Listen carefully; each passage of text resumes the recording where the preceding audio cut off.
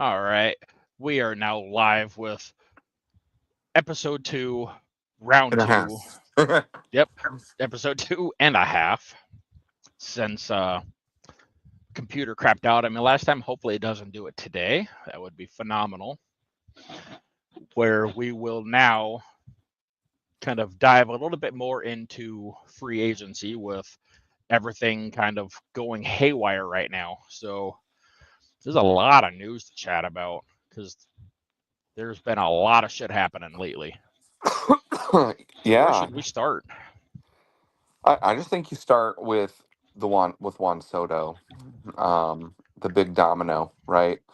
Once Juan Soto makes his decision, you're going to start seeing all these other pieces fall into place with where he goes.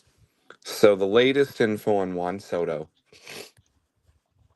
the floor for his deal, 12 years, 600 million. That's the floor.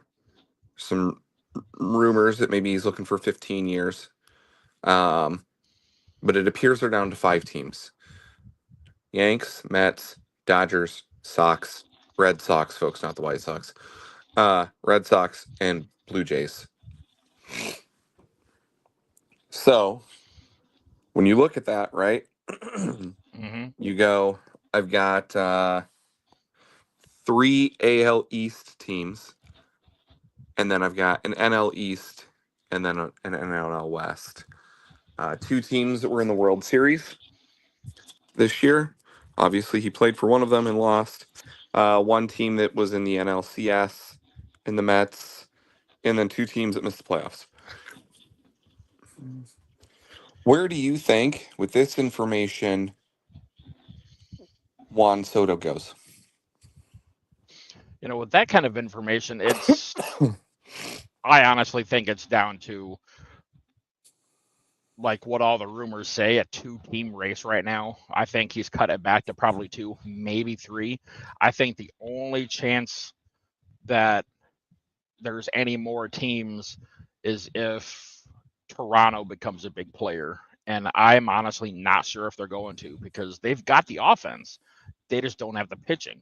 So I don't know what their deal is trying to grab Soto so that way they can try and outslug teams because we've seen teams try to do that before and it did not work.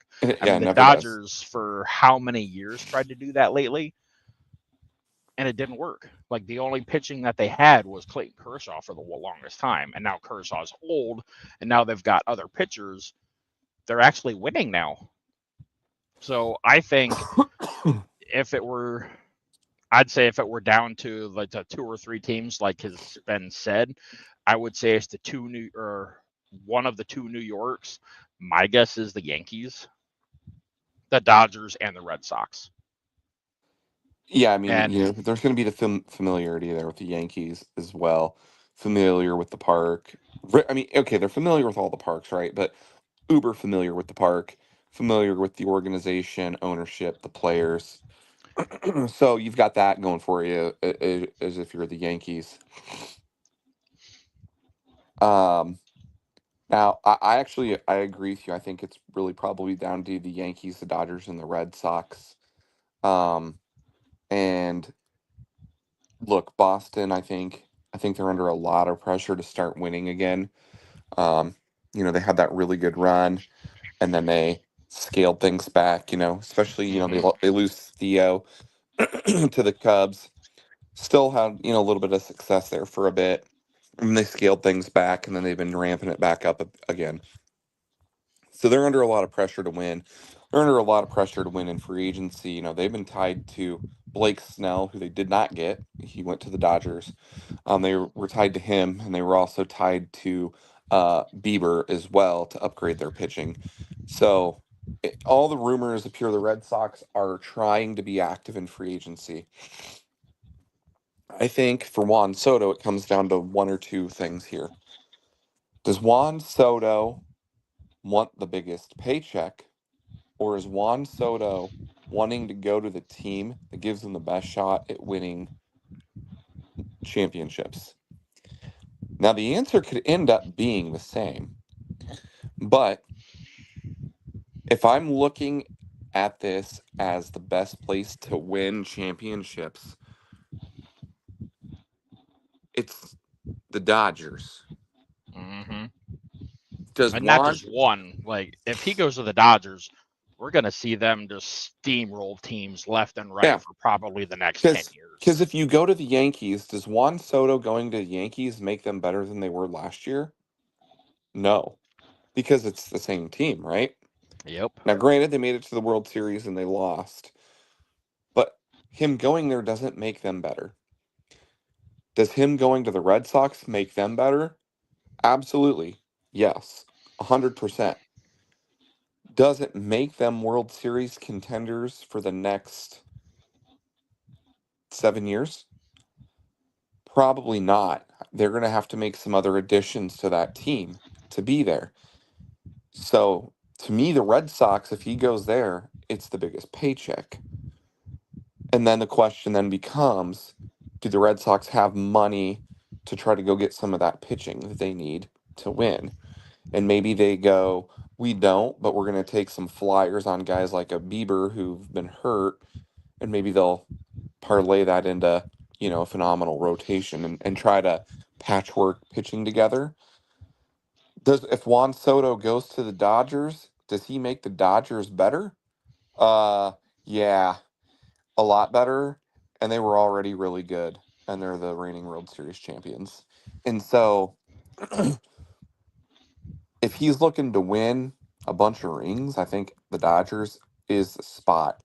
If he's looking for the paycheck, I think that's where Boston has a shot, and then that's probably where the Yankees come into play too. To be honest with you, like I'm not so sure the Dodgers are going to throw the most money at him, because they don't need to either. And let's be clear, it's not like the Dodgers are trying to come in and like shortchange him, but maybe the Dodgers come in and say, we're going to give you 12 years, 600 million. But the Yankees and the Red Sox come in and say, well, we'll give you, 13 and, 700. Right. And the big thing too is lately with how the Dodgers have kind of been throwing money at free agents and a lot of it being deferred because they've got over $1 billion in deferred money. Right? It's like I think ultimately the big question is I 100% think it is going to come down to is Juan Soto okay with taking deferred money and only making $1 million for the next Maybe 13, 14, 15 years and then that racking in, $67 million per year after he retires. maybe Juan Soto's the guy they don't have to defer money to because they're not paying anybody now. Oh, that's true. But at the same time, it's like, I honestly don't know how much money these owners have in LA, but I can't imagine that they're going to be willing to shell out, 60 to 70 million dollars a year for Juan Soto and that's where immediately. and that's where I think the Juan Soto decision comes down to winning or money. And look, 600 million is a lot of money, folks. Like that ain't chump change. Um, but I wanted to start with him because we know that he's the domino, right? Um, Yep. Once he goes, others will follow. Like Blake Snell was not the domino. Blake No. Snell was Blake Snell's a phenomenal pitcher. I'm not going to take that away from him. But in terms of free agents for starting pitchers, he is your second best option Hmm. because Corbin Burns is your number one. He declined the qualifying offer. Their war was the same, but Corbin Burns is 2 years younger. That's why Corbin Burns is the top free agent pitcher for a starting rotation. He's got the best war, and he's 2 years younger than the guy he's tied with in war. Corbin Burns is the domino. Now, how does Juan Soto play into Corbin Burns? Well, if Juan Soto says he's going to the Yankees, now, I've told you, the Red Sox, they were tied to Snell and Bieber. Well, if you're tied to Snell and you go somewhere else, you're probably tied to Corbin Burns too. Hmm. Um, Well, now you got maybe some extra money that you throw at Corbin Burns. And that's why I don't think you're going to see like Corbin Burns do anything until Juan Soto makes a decision, because the Blue Jays need pitching, the Red Sox need pitching, the Mets need pitching, and the Yankees need pitching too. The Yep. Dodgers don't. No. Blake Snell went to the Dodgers. He's going to be like their third guy in their rotation. And Blake Snell with what 27 of the other teams in Major League Baseball would be a number one starter. He would be your Right. ace. Yeah. Right. Um. So that's where, when I say the dominoes fall, Corbin Burns falls in with that, because then I think that's when Corbin Burns goes somewhere, and then you're looking at probably Flaherty. I'm not, like Verlander, he's just going to take a 1-year deal. Same with Scherzer. You know, Yeah. uh, some of these guys have signed some deals already, but once they start going, then people are going to start filling out their rotation. And I still say Shane Bieber is a very, very interesting one Oh, on I where completely agree. he goes and the kind of deal he gets. Um, but then it also starts that effect for position players. On Juan Soto's a right fielder, but you got a couple guys sitting there waiting, for where they're going to go. And these guys aren't getting Juan Soto money, but they're going to be filling out a roster and going to a team where maybe that's not where they end up if Juan Soto goes somewhere else.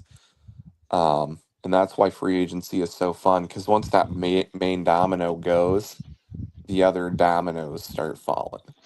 Yeah, and I truly think um, Blake Snell was just like a cog in this free agency machine. Like that piece turned with him signing in LA. And I Yeah. think that might have been just the beginning of the way things are going, because about that same time where Snell signed in LA was around the time to where we started hearing more rumblings about, okay, well, Soto might go here. He's trimmed down his list from 10 to 5 or 6 teams. And now we're hearing that he's trimmed it down to 2 or 3, but yet we keep seeing other reports that, there's still 5 teams out there. Yeah. But at the same time, especially here these last few days, we're seeing a lot more talk about, okay, well, uh, Shane Bieber has been linked with uh, like Philadelphia and Milwaukee and Chicago, the Cubs, not obviously not the White Sox, because they are in no position to be players at all in free agency. They're trash. And Corbin Burns being linked with Boston and Philly and San Francisco, and just a couple other free agents to where they're pretty big name guys and very pivotal players that are in this free agency, to where we're starting to hear more rumblings about where these guys very well could sign. And it's all been because of the Juan Soto domino falling with, okay, well, he's trimmed it down to 10. He's trimmed it down to 5. He's trimmed it down to 2. And allegedly, here within the next 48 to 72 hours, he's going to make a deal. Mm-hmm. We'll see. So I'm going to ask you this question. Tell me, if you're Boston, right? They Mm-hmm. they were in the hunt, right? They were fringe wild card team. Okay. Yep. And so let's say you're willing to spend, the floor is 12 years, 600 million for Juan Soto. What makes Boston a bigger contender? Juan Soto or what I'm about to propose that is going to cost you what it would probably cost you for Juan Soto? Bear with me here. Juan Soto, right fielder, right? Mm-hmm. Or you take your Juan Soto money, you give it, because there is a lot of talk that they're going to move Devers away from third into first. Which would be smart. So take your Juan Soto money and you give it to Alex Bregman, Teoscar Hernandez, Corbin Burns, and Shane Bieber. I feel like that package of 4 guys is what you would pay for Juan Soto. Oh God, yeah, without a And I, doubt. because Shane Bieber is 30, coming off Tommy John, probably looking at like a 1 year deal. And so you're not looking at big numbers there for him. Uh, Corbin Burns and Bregman are going to cost you a pretty penny. Um, but Hernandez, I think he's 32. You're probably looking at like a 3 year deal. Um, but I feel like between those 3 guys, you're spending $650 million. Or I mean, between the 4 guys, what makes Boston more of a contender? Juan Soto or that package that I just gave you? Yeah, I mean, it's clear as day. I think, if you use that package of 4 or 5 guys that you'd use for the Soto money, I truly believe, even with the current roster that Boston has, like you said, with them being a fringe team, a fringe playoff team, I think that would immediately catapult them into winning the AL East and very likely winning the American League, period. Yeah, I mean, so let me look here. I'm going to try to find some rumors on what maybe some contracts might look like. Um, do But one thing I did hear, though, is Shane Bieber is probably going to cost about anywhere between like 9 to 12 million a year if you sign Yeah, him. Which, if he didn't have these injury issues, probably looking more close to 20 to 30 million. so you're looking. Looks like here for Burns are talking maybe 200 million for Corbin Burns. He's 30. I didn't see the years for Burns, but 200 mil. I would venture to guess you're looking at probably 7 years. Yeah, I'd Which probably say that sounds about right. um, Bregman is 31. He is looking at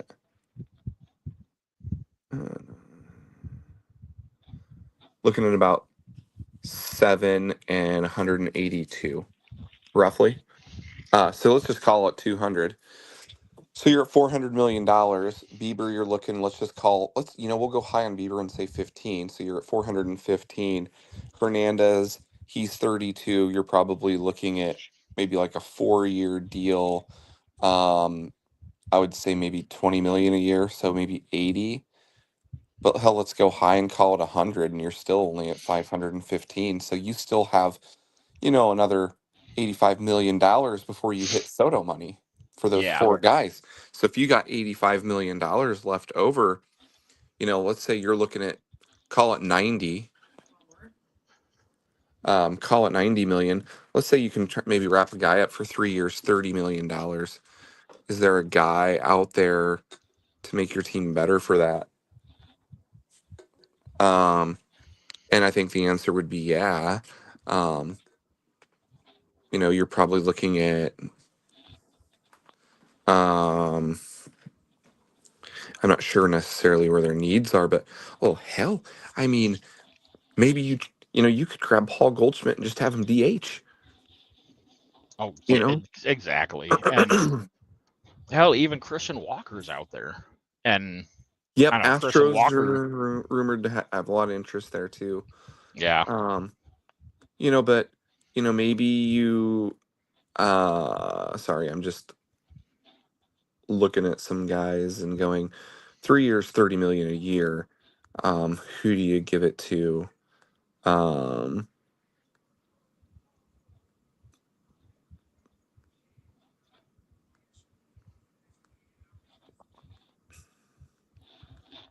you, maybe you don't even do that. I mean, heck, let's say you can get Bieber and Burns. Why don't you just take your money and go big or go home and be like, hey, Scherzer, Verlander, here's 1 year deals.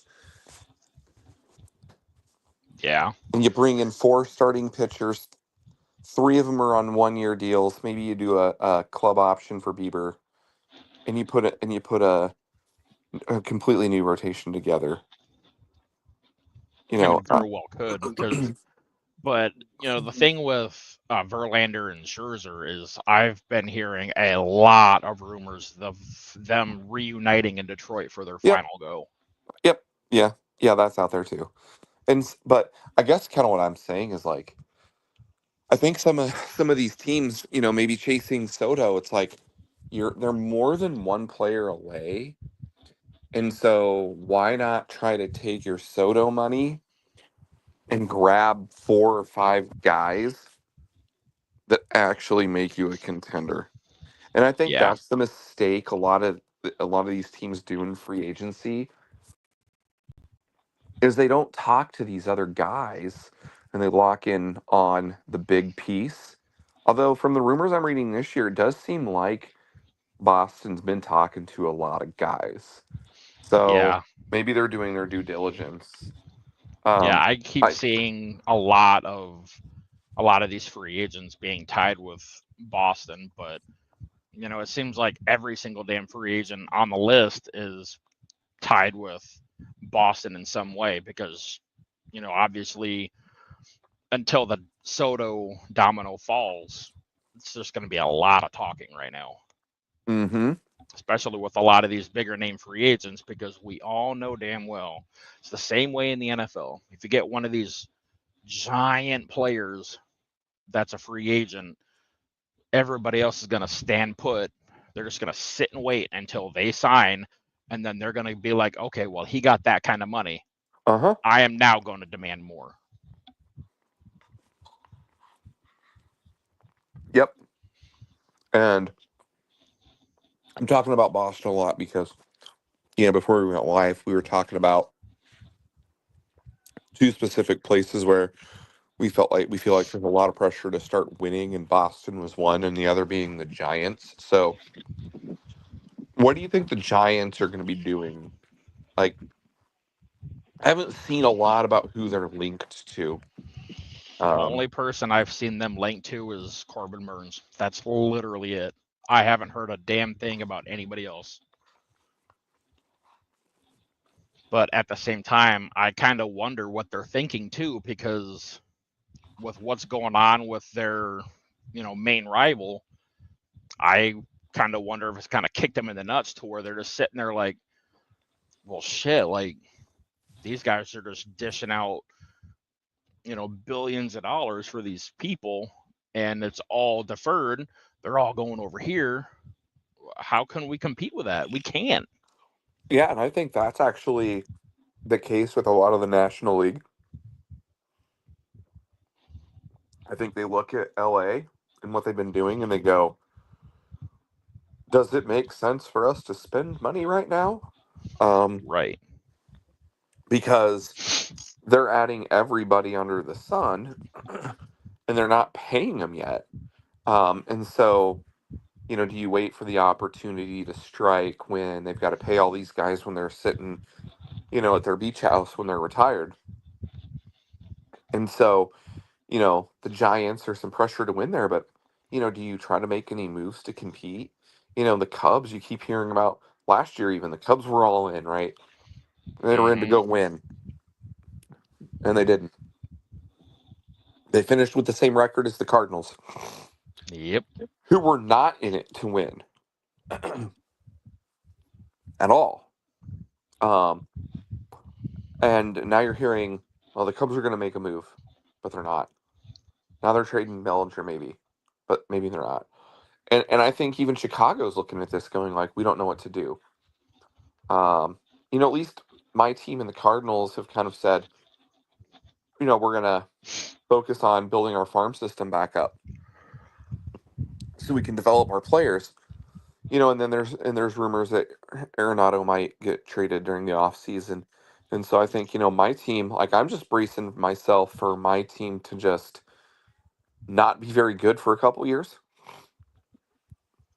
And to be fair, they were god awful 2 years ago.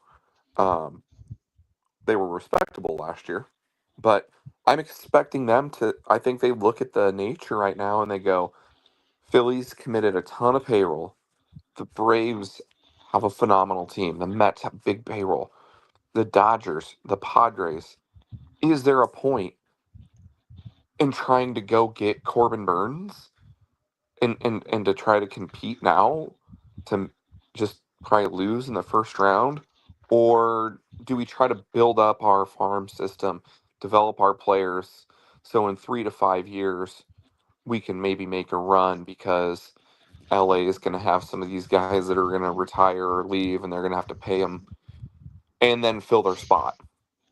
And I think that's Right. the nature of the National League right now. I think they look at the Padres, the Mets, the Braves, and Phillies, and these teams are going, eh, there's no need to do anything right now. Even the Diamondbacks are talking about trading off players. They were in the World Series 2 years ago, and they damn near made the playoffs this year. Yep. And I And think I that's why you think, see all the AL chatter. well, yeah, and I think that's why a lot of it too is with, especially with the Cubs. I think most of the shit going on with the Cubs is just the fact that you see what's going on with Milwaukee. We have such a low payroll compared to the Cubs, but yet we're winning the division with a bunch of nobodies, especially with Christian Yelich always on the DA or always on the IL. No doubt.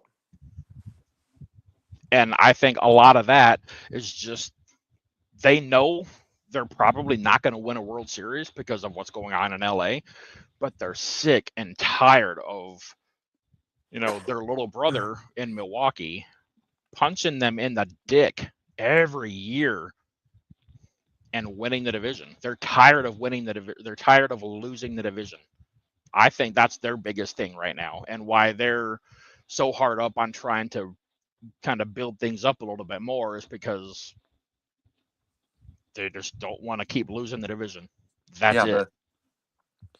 the Cubs had the seventh highest payroll in baseball, um, at just shy of $230 million, and they went 83-79. And as I said, same record as my Cardinals with the 12th highest payroll, but at $176 million.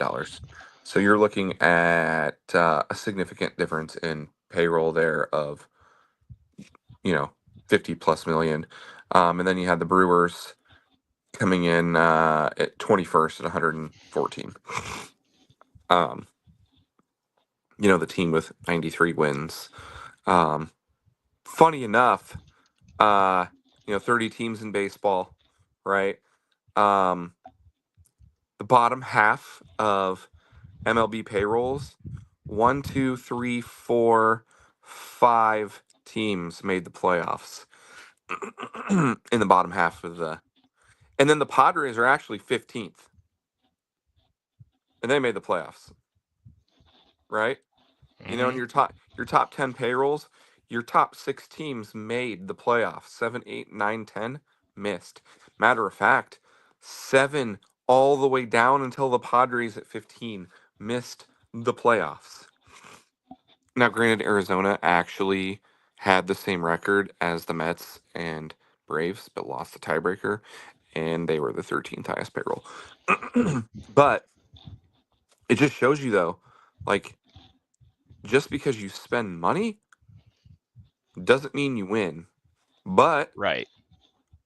when you are going to have LA type spend, um, and, Philly's looking at scaling back, I think that NL, they just look at it and these teams are going, is there a need to like escalate our payroll anymore? Probably not. Yeah, Or, and I'm. because Go out of ahead. the top 10 teams for payroll, 6 of them are in the National League. Yep. Mets, Phillies, Dodgers, Braves, Cubs, Giants. So when you're some of these NL teams that were on the cusp and the fringe, you're like, is it worth it? Like, probably not. Um, and so the AL, I think, you had a lot. The AL was a lot more competitive in terms of the playoffs and who was going to make it. And so, teams like the Mariners, the Red Sox, the Twins, they're going to look to make moves. The Rangers, right? Top 10 payroll team who won the World Series, missed the playoffs. Um, and so I think that's why you do see all that chatter um, in the AL for free agency as opposed to the NL. I think those teams look at it and go, we can win now. And the NL teams go, yeah, we can't. Yeah, and that's got to be what's going on in the NL right now. Because, like I said with the San Fran that started this whole thing off, it's like, how do you beat the juggernaut of LA that just wants to sign everybody and then throws so much money at everybody, but then they're like, huh, but not so fast. Defer that shit. Pay them Yeah, in 10 to 15 years. You yeah, can't beat that because players, especially these days, a lot of players just are looking more towards the future rather than right now. And most of these guys, especially these big name guys like Soto and Burns and Mookie Betts and Shohei Ohtani, a lot of these guys have tens of millions, if not hundreds of millions of dollars in their bank right now. They're yeah, set. So they could easily make a couple $100,000 a year or $1 million a year and for the next 10, 15 years. And then when they do retire, hello payroll. They're set. yep. It'll come back at some point on the teams. And, and free agency is so different now, too. Free agency used to be more about 5-year type contracts with a bunch of money. And so then in 5 years, you can go get the next big deal because of, the inflation of players. Mm-hmm. Now, players are so afraid of getting hurt and not getting that next deal that they're like, I want 13 years. And that was unheard of 10 years ago. Yep.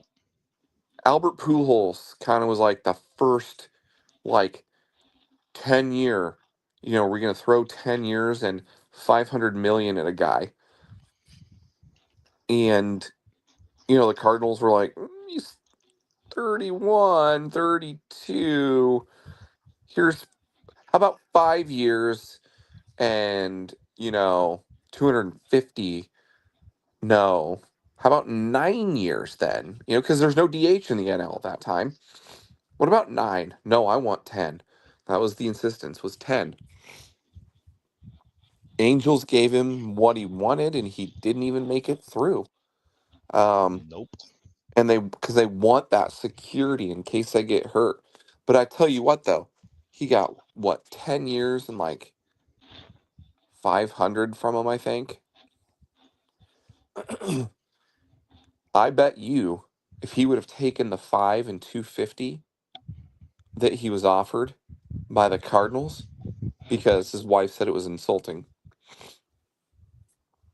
Because remember, he was really good with the Angels those first 5 years.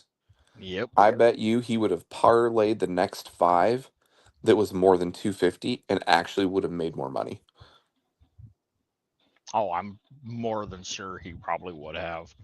Because, I mean, hell, one of the, or a couple of those seasons in the AL at the end, uh, after he left St. Louis, he was an MVP contender. Like, Yeah. he was insane his first 5, 6 years in LA. But then, you know, the age caught up with him and he just fell apart. Yep. Yep. And that was the Cardinals' hesitancy on giving him 10 because, well, if you can't play the field, what do? You don't have a DH. Yep. And so, yeah, that was kind of like, in my opinion anyway, where you started seeing guys in free agency going like, enough of like this 5, 6 year stuff, man. because then Bryce Harper goes and gets 13, and you're like, what? Yeah. And I can't remember what Otani took, but it was double-digit years, I believe. Yeah. I'm thinking it was close to 15.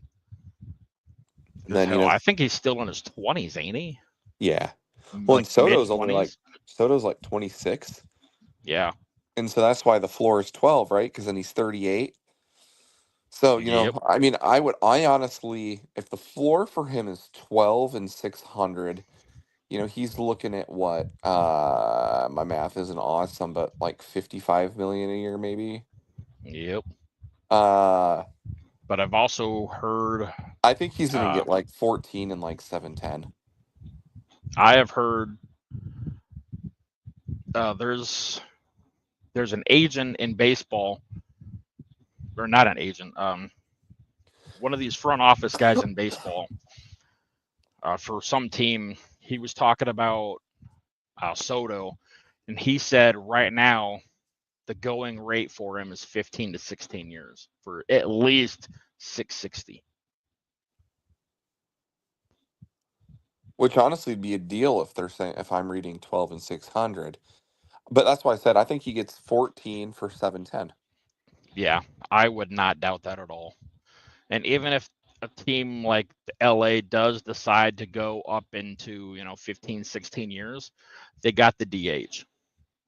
Yeah. So by the time that happens, you're probably going to be done with either him or Otani. So one of them are probably going to be gone. But then And again, at the same you still time, got to pay who him. the hell knows? But you still got to pay Otani though for Yeah, you're gosh going to knows how have long all after. that dead money that they're going to have. Um and I think baseball actually has a really big problem on their hands that has been talked about a little bit, but hasn't been made out to be a big deal. Because look, like what's driving a lot of these prices? It's ad revenue, right? TV Yep. deals, marketing opportunities, yada yada yada. Yeah, but you know what? Baseball's got a really big problem with right now: attendance. Yep. Baseball has an attendance problem right now, and at some point with ticket sales, it's going to catch up, to ownership. And so, can they continue to fork out these kind of contracts to guys when nobody's there watching? Because look, you know, it's hard to watch baseball games.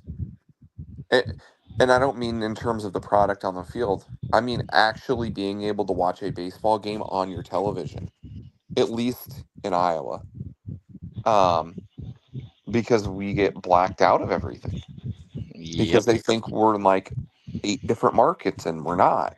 And so if baseball doesn't fix attendance and TV, they're going to be in trouble because you need people to go and you need them to buy tickets. You need that atmosphere. But how do you get people to want to go? You got to be able to watch it on TV so you can follow the team. Hmm. There's no reason for people to try to watch baseball because they can't. Oh, well you can go watch, the Yankees and Red Sox play. You're not blacked out there. Yeah, but I'm not going to Boston or New York to watch a game. I'm going to go to St. Louis, KC, Chicago, Milwaukee, Minnesota, Detroit, maybe. It's a little bit of a stretch for baseball. Right. That's where you're going to go watch a game. All of those places outside of Detroit and maybe Milwaukee are 6 hours away.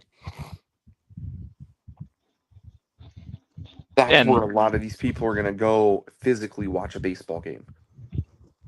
and then you have a lot of guys like us that are, like the diehard fans that Major League Baseball is losing because of stupid shit like the new rumor that's come out that MLB is going to look at adding a golden batter rule a la the fucking Savannah Bananas I haven't even to looked at this yet, but I it did see a is headline. So explain it it to me. is Okay, so what the golden batter rule is, the Savannah Bananas implemented that into their banana ball last season. And what it is, at any point in the entire game, you can, let's say you have, for like the Yankees, they're at their 3, 4, and 5 batters, bottom of the ninth, and they've got 2 runs on, they're down 2. So, let's say Aaron Judge strikes out, because that's what he does in the playoffs. He strikes out. Well, golden batter rule, bam, put that in right there. Aaron Judge is back at the plate again. And you don't have to substitute anybody. So what the golden batter rule is, you can put any batter at the plate, no matter where you're at in the lineup, at any So, point in the game. so it's Game 7 of the World Series, bottom 9. You're down by 1 run, and you have your 7, 8, 9 hitters up, and hitter 7 gets walked, hitter 8 gets out. You can go, my leadoff batter's hitting now. Screw my 9th hitter. Yep. Or I'm going to have my 3rd hitter hit. That would make me never watch baseball again. Yeah.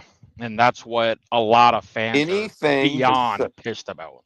the Savannah Bananas do should never be incorporated into MLB that is a gimmick.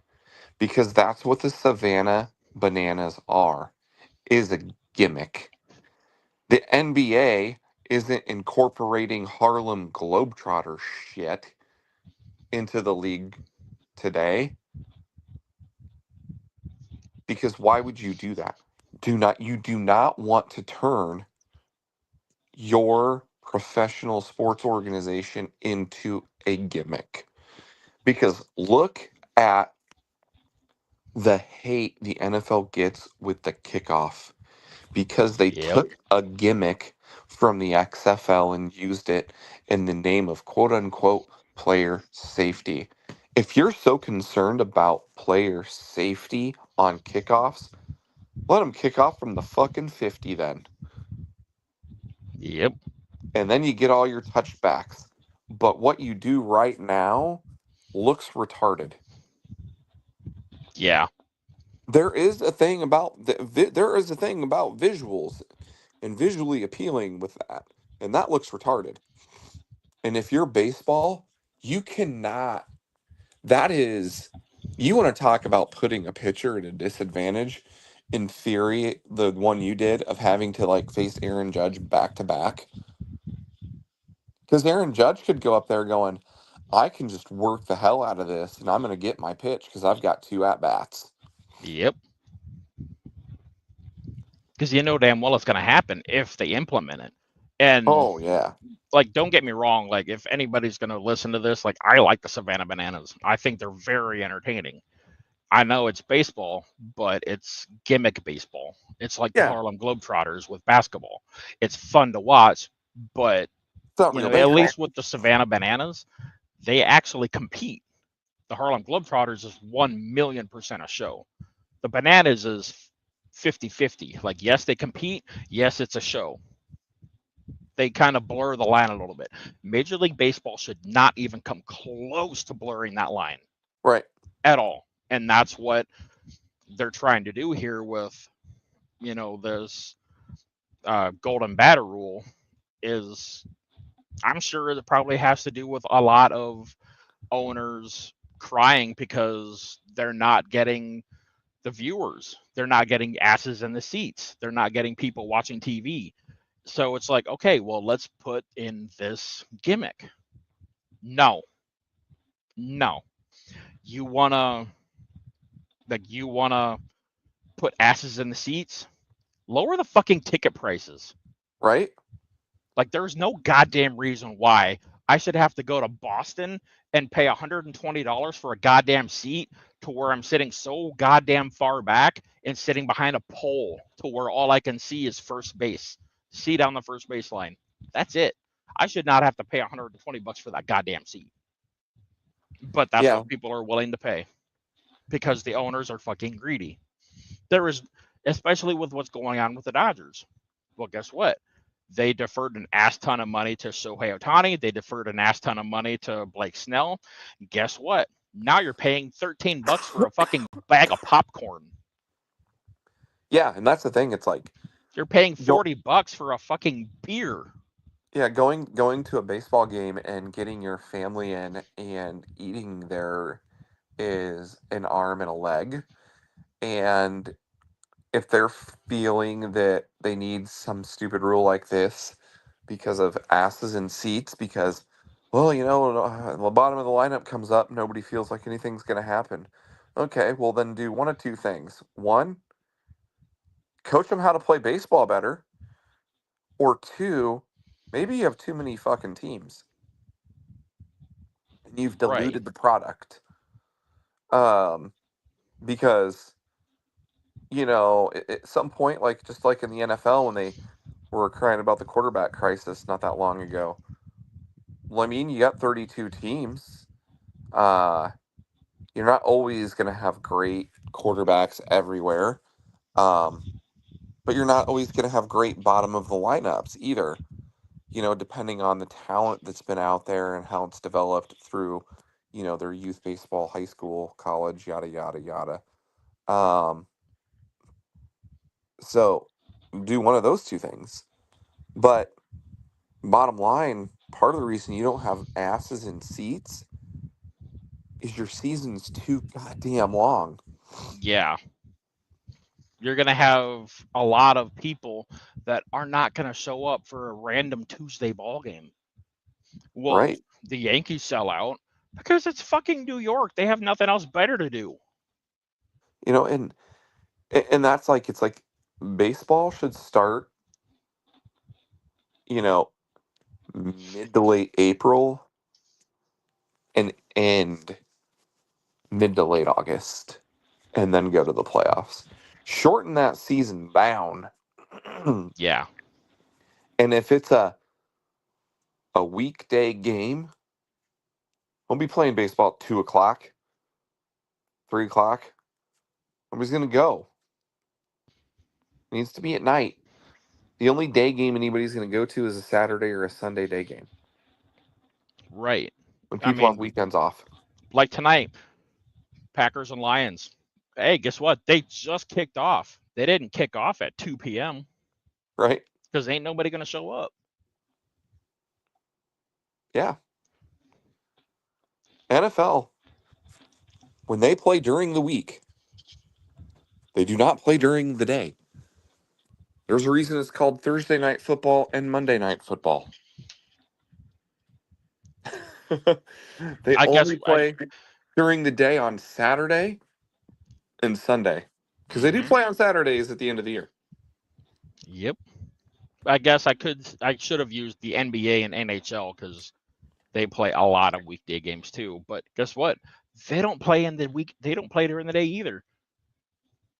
That's what I mean, does the NBA even play day games other than the Lions scored already?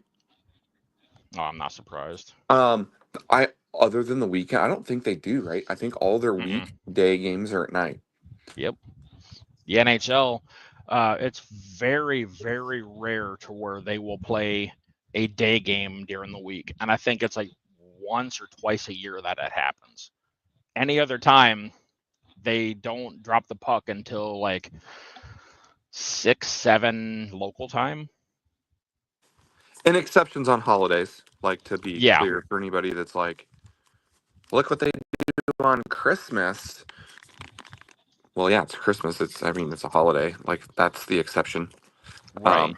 Um, so Well, the NFL kicks off at 10:30 on Thanksgiving because nobody else is doing anything besides cooking. What else are you gonna do? right. It's a holiday. Get over it. Holidays are the exception. Yeah. And I think that's the biggest thing that the issue is with Rob Manfred in baseball is because they're all looking at all these ways to try and get people to watch the game and get asses in seats.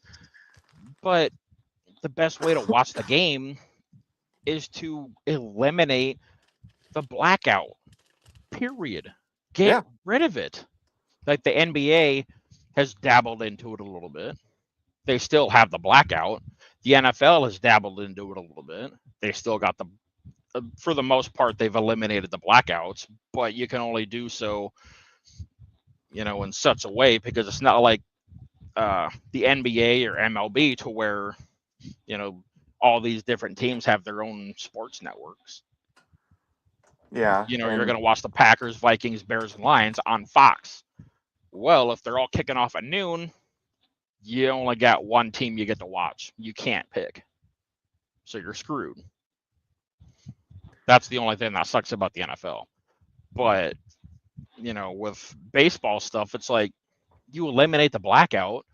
I should be able to sit here and watch my Brewers. You should be able to sit here and watch your Cardinals. yeah. I should be able to sit here and watch my Brewers with the Brewers broadcasters. I don't want to fucking listen to the Cubs jackasses. They suck. Like, I'm tired of those guys. Like, Well, anytime the Brewers are, playing on TV or something, and I'm like, oh, sweet. Oh, shit, they're playing the Cubs. Damn it. I got to listen to the Cubs. I ain't watching it then. I think all sports in general has a bigger issue too when it comes to attendance, and it's the convenience of being at home. Yeah. Because especially for football, baseball, right? Because those are Yeah. outside for the most part. Is well, got some pretty crappy weather out there today. Well, I can sit on my couch and be warm. That's just a microcosm, though, because really what you're looking at is, do I want to spend, you know, $100 for a ticket to go watch it in person in a seat where I can't tell really what's going on, spend another, $30 to park, and then spend another like $50 in there on food and drink. And so when you factor in my cost of gas, depending on how far I have to drive, Mm-hmm. I have now spent a few $100s. Or I can stay home on the comfort of my couch, watch it on my 55-inch, because, I'm not too extravagant here, my 55-inch 4K TV, cook my own food, and drink my own drink. One's a whole hell of a lot cheaper than the other. Mm-hmm. And that's definitely the major thing too, because my God, like I see some of these prices and stuff like that for parking at uh, ballparks and arenas and football stadiums and stuff, and it's like, Jesus, like why do I have to pay $150 to park across the street from T-Mobile Park in Seattle? Why? Well, because of the demand. I don't care. It's fucking stupid. And then Yeah, I people wonder mean, why nobody ever wants to go to games. and that's the thing. It's like that's the beautiful thing about capitalism, um, that I will support all the time. But the demand, well, if the demand was there, why are stadiums in baseball half empty Yep. all the time? Like if the demand is there, you should be full, but they're not. Uh-uh.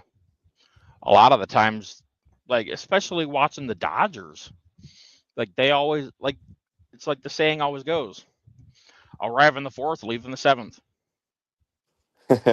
Right? Nothing's Well, more painful than that's watching the LA Dodgers. traffic. Nothing's more painful to watch like a Dodgers game that's at like 3 o'clock our time, at like noon their time, because like nobody is there. Yep. It's like pandemic baseball almost. Yeah. You get like 5 people scattered in the back, and it's like, is anybody there? And then next thing you know, like 3 innings later, it's full. And then 2 innings later, it's half empty again. And that's why I say, I think one of baseball's biggest problems is their season is too long because I mean, think about people who are like, oh, I want to go catch a Dodgers game. And they put it off and they put it off and they put it off and they put it off because they have 81 opportunities to go. Yep. Because how many home games they have, and then depending on where you live, you know, let's say you're in New York and you don't necessarily have a team, you've got 162 chances between the Yankees and Mets. Same with LA, with the Angels out there.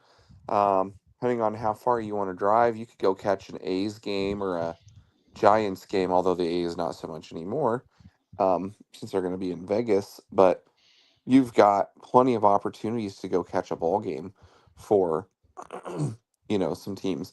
Where we live, shortest drive is KC, 3 hours. Yep. You're not putting that off. You're planning around that. Yep.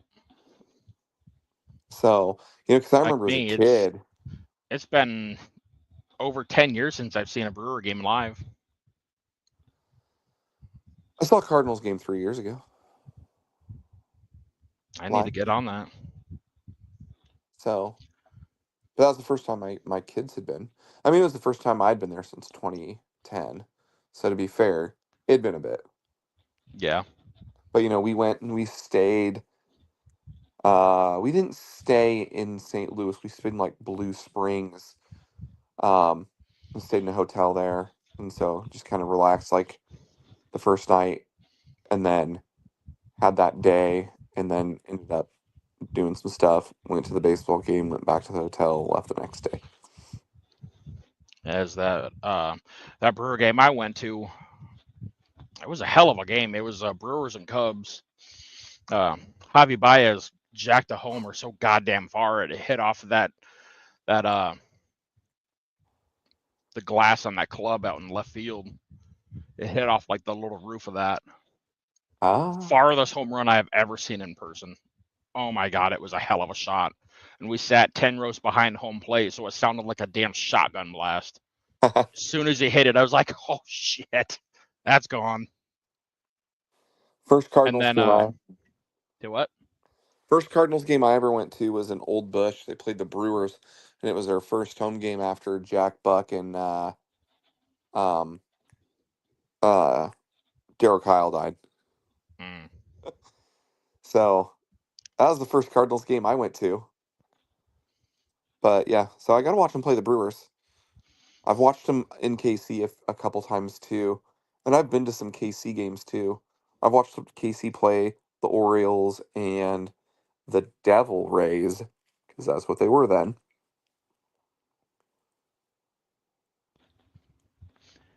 I saw the Cardinals play back in, I think it was '08 or 2011. I think it was Okay. 2011. That was up in Milwaukee, and me and my girlfriend at the time, we went to back-to-back series. We saw the Mets and then the Cardinals right after that. Oh, nice. Yeah, it was pretty cool. Got to see Pujols play. That was nice. It's definitely very rewarding when you get to see like a legend like that play live. It's really, really kind of like you don't appreciate it at the time, but obviously, almost 20 years down the road, it's like I saw Pujols play once. That was cool. Yeah. So here's something that you don't know. So my first ever game was Baltimore at KC. Hmm. My favorite player of all time is Cal Ripken Jr. And I actually got his autograph down there. Oh, nice. So yeah. That was pretty awesome. So I was going into 8th grade, and he signed my baseball glove. So it was before he broke the Iron Man streak. But there are times where you're like, wow, you don't realize what you're watching, when you're there, because it's like you don't appreciate greatness sometimes, um, until it's too late.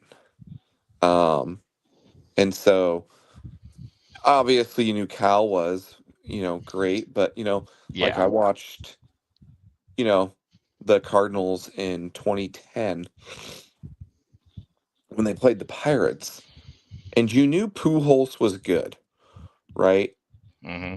But you didn't know he was an all-time great at the time. You Right. knew he was really good and probably a Hall of Famer in 2010, but you didn't know what you were watching then. You knew you were watching a really good baseball player. Yeah, it was like when I got to see Ken Griffey Jr. play. It was '02 or '03. He was with the Reds, and obviously it was, growing up, you're everybody was a fan of Ken Griffey Jr. just because he was the kid. He was so cool, and you're just like, dude, this like I love Ken Griffey Jr. Like this guy's awesome, but it's like the same way. It's just like you're watching arguably the greatest swing of all time, the sexiest Right. swing ever live. And like you talking like you could talk about it now and it'll like send chills up your spine just thinking about it, then reminiscing on it. But back in that time, it was like, "Fuck you, Ken Griffey Jr. Strike out, you piece of shit." Right. But now it's like that was cool. I got to see him hit a triple. That was fucking awesome. So before we wrap this up, I thought maybe this would be a little fun thing to do so we can learn something about each other here, and then I'll also share it with the viewers. It's something I've done with my dad before too. I'm going to go through each division. Tell me what team you would like to see win the most and what team you're like, fuck that team. I hope they finish. I would love to see them finish last every year. So, we'll start in our division, the NL Okay. Central. So you've got Milwaukee, St. Louis, Chicago, Cincy, Pittsburgh. Obviously, uh, Milwaukee, you would love to see win every year. But Yeah. what's the one team in that division you're like, fuck that team? I wish they'd finish last every year. The Cubs. So obviously for me, St. Louis is going to be the one I'd want to win every year, and obviously the Cubs are going to be the one that I'm like, Yeah. fuck that team. That's why I figured let's start with the easy one, right? Yeah. Where we know the answers. All right. Because it's like Uh, if the Reds or Pirates won the division, you'd be like, cool, go little brother, go cause some oh, I havoc. like the Brewers way better than the Reds. Actually, the Oh, Reds would be my second. I don't like the Reds. I You don't you guys mind them. you guys and the Pirates, it's like okay, whatever, fine. Go little bro. NL West. Dodgers, Padres, D-backs, Giants, Rockies. Um, I would rather see the Rockies win it every year And who are you like? Fuck and you, finish last. Dodgers. See, and I'm gonna flip it from you. My dad's a Dodgers fan, okay? So Hmm. little bias there. Like, and there's something about the Rockies to me where I'm just like, fuck that team. Like, who cares? I don't know why. Um, all right. NL East. Phillies, Braves, Mets, Nationals, Marlins. This division's Ooh, hard for me. yeah. Because I'm not gonna lie, there's a part Ah, of me that goes, can you all finish last? exactly. Like I want to say I'd rather the Braves win it every year just because of that Milwaukee connection, but I also partially want to say I'd rather see the Marlins win it every year, but it's just like baseball in Tampa Bay. Nobody gives a shit. Like they don't I care. know. I know. Even when the Marlins were good, the only reason why they ever had sellouts was because they'd give away tickets to freaking veterans organizations and like Big Brother or like Big Brother Little Sister or whatever the hell organizations and shit like that. That's the only reason why they ever had sellouts. All So fuck right, those so guys. They don't deserve it. make your call. Who's your? Is it Braves? Yay, Marlins? No.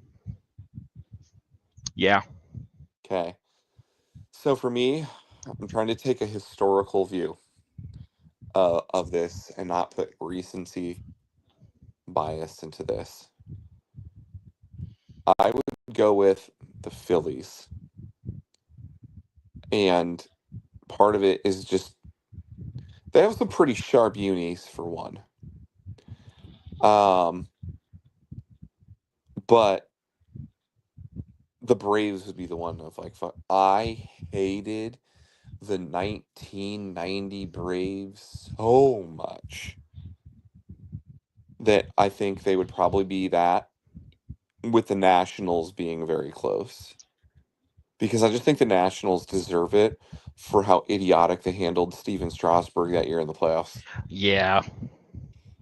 So I'm going historical and how much I hated those Braves teams from the 90s and the fact that like really Philly's never been much of a factor until recently. You know, they had that little mid 90s type run, but that's about it. All Yeah, right. I can appreciate that one. AL East. Yankees, Orioles, Sox, Rays, Jays. I would rather see Toronto win it every year. Okay. And obviously, like it's to see who you'd rather finish dead last is a real strong toss up between the Yankees and Red Sox. But I think I would probably say Yankees just because I think aside from the Phillies, they are the most annoying fan base in baseball. Yeah, I'd go Yankees. You can finish last every year, and then give me Baltimore to win that division every year if they could. I'd be okay with that too. We're gonna skip the Central and go to the West and go Houston, Seattle, Texas, Oakland, LA.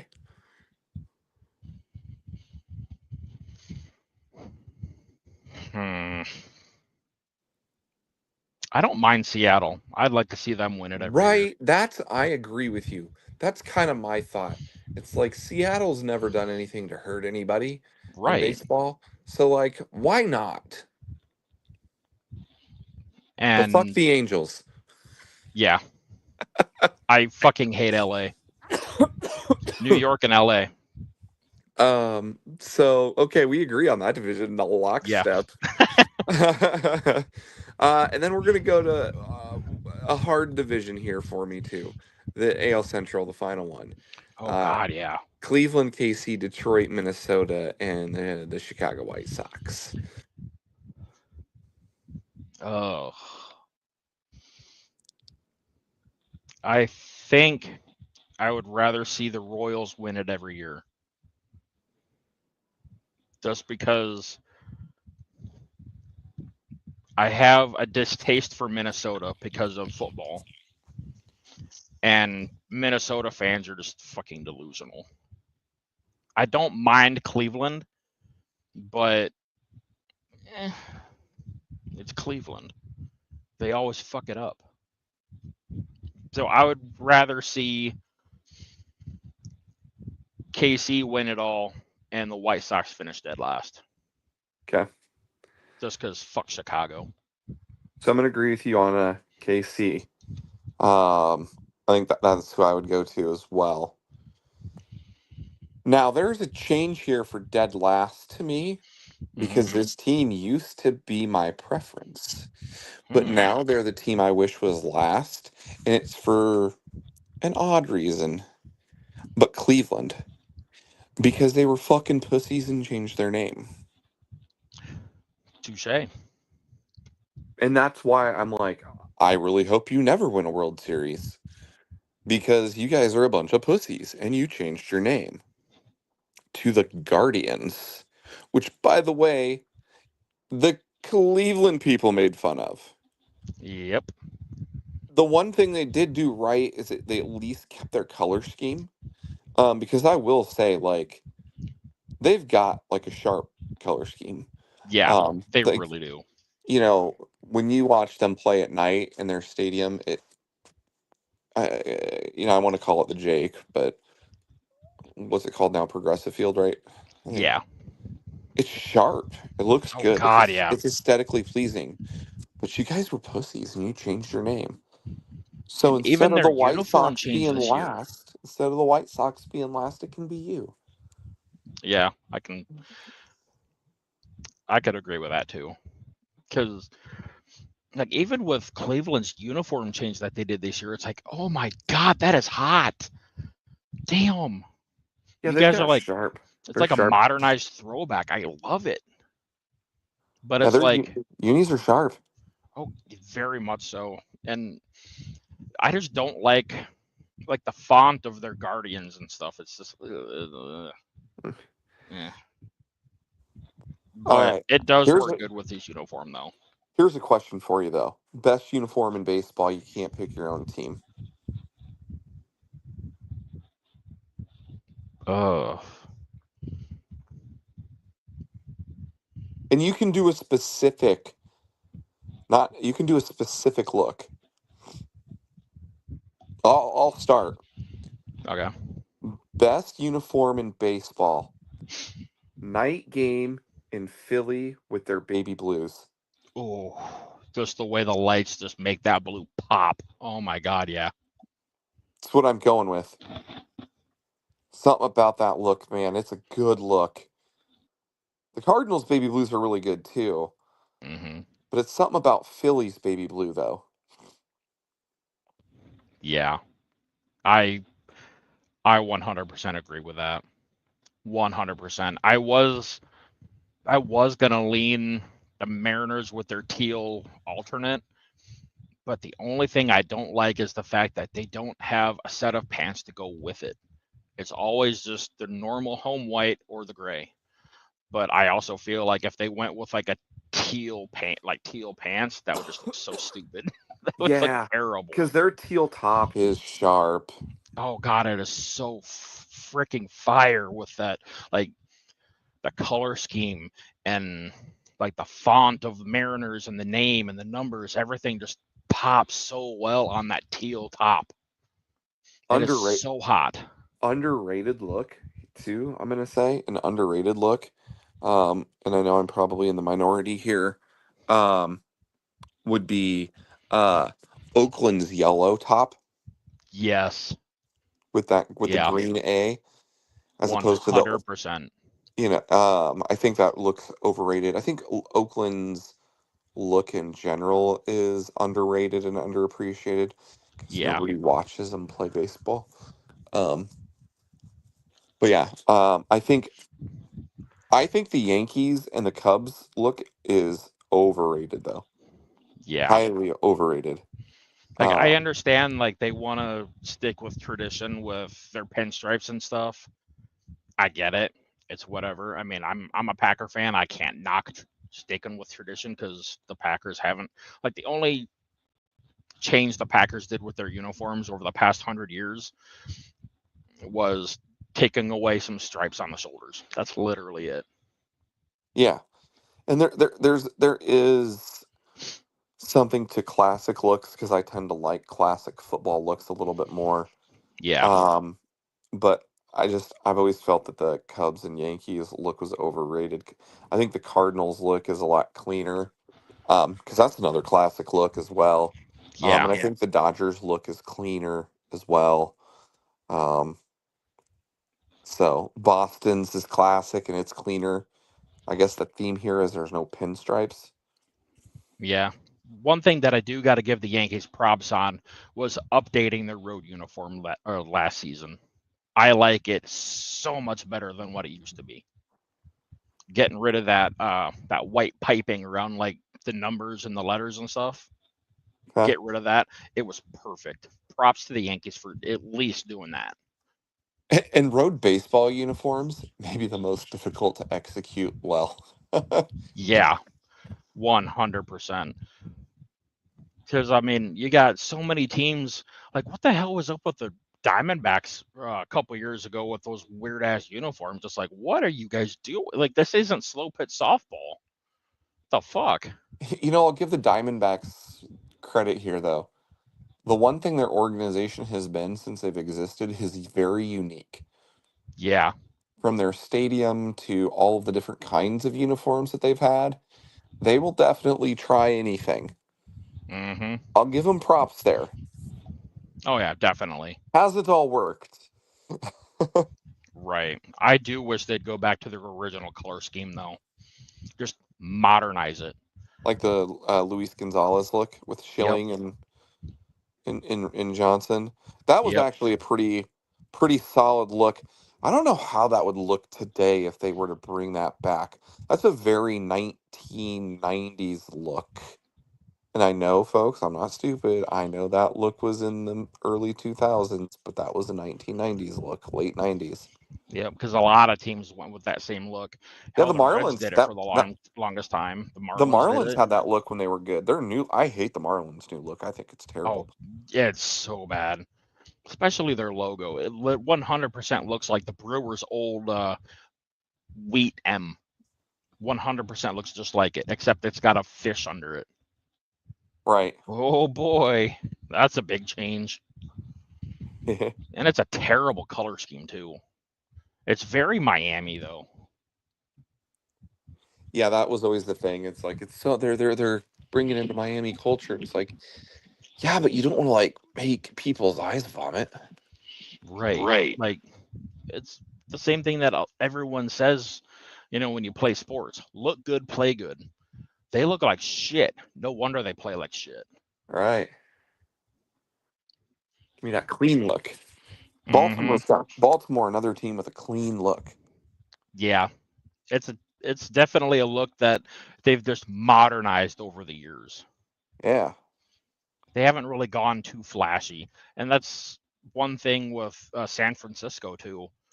They've just modernized it over the years, which Another I team with a really good look under the lights with that park. The oh Giants. god, yeah. Yeah. Yeah, it was I did have a lot of fun going to see them play. That was really cool being able to, knock off a ballpark on my visit all 30 list. So far I am down to 28 more teams to go. Woo. Uh so what parks have you been to then? That's it. San Milwaukee Fran. and San Francisco. That's literally it. I've only been to St. Louis and KC. I guess, I mean, if I want to say I could knock it off as well, I've been to Minnesota, but I've never attended a game, so I'm not counting it. And I've been to Cleveland, but I didn't go to a game. Um, I've had a chance to. We've almost been to a Twins game, but Yeah, yeah. I probably would have gone to a game if they were playing there, but they weren't. Oh, I've also been to Petco Park in San Diego, Okay. but they got their asses kicked by the Dodgers before my plane landed, so didn't attend the game. It was cool though. They have a dog park out in center field, which is inside the stadium. So Interesting. it's 100% open to the public, and that is also where Tony Gwynn's statue was at. Okay. So that was really really cool seeing that. Tony Gwynn, some of his stats, Oh God. unbelievable. Greg Maddox too. I mean, just when you see Hmm. those stats, you're just like, wow. And then when you see the stats with the two paired up against each other and like their head-to-head stats, it's like, man, we grew up in an amazing era of baseball, and now we're watching baseball today, and it's like, what the fuck? Yeah. I agree. All right, really quick before we jump off, where do you think Soto will sign, and do you think it will be this weekend as a lot of people are expecting? I think he's going to go to LA.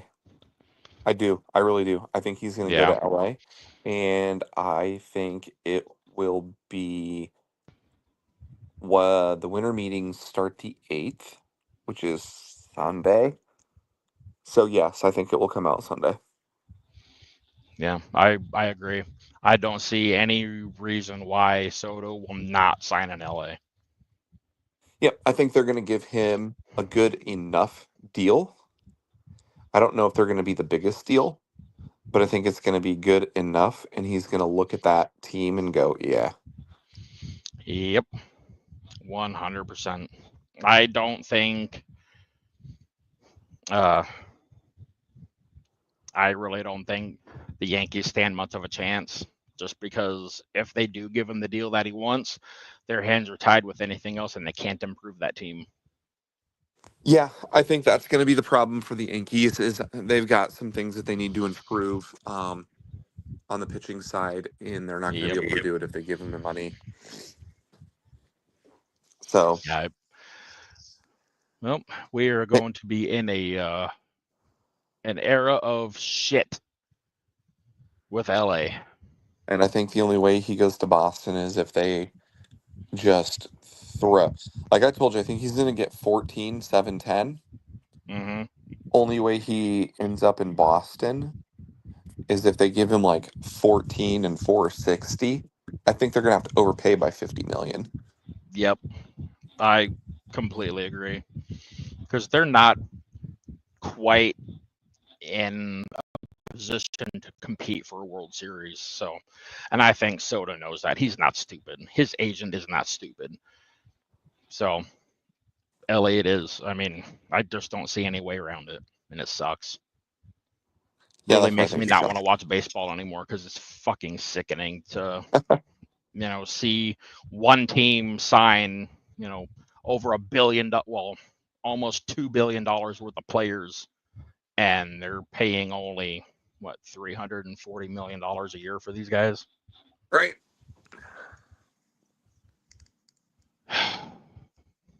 Well, say la vie. Yep. Anyways, we will end this episode and be back. We'll discuss when we'll be back. Yep. Probably after dominoes start falling a little bit with free agency. Give time to Yeah. roll because we really have nothing to talk about until the dominoes start to fall. So Yep. Exactly. probably give it a couple weeks. Sounds good. All right. All Have a good one. right.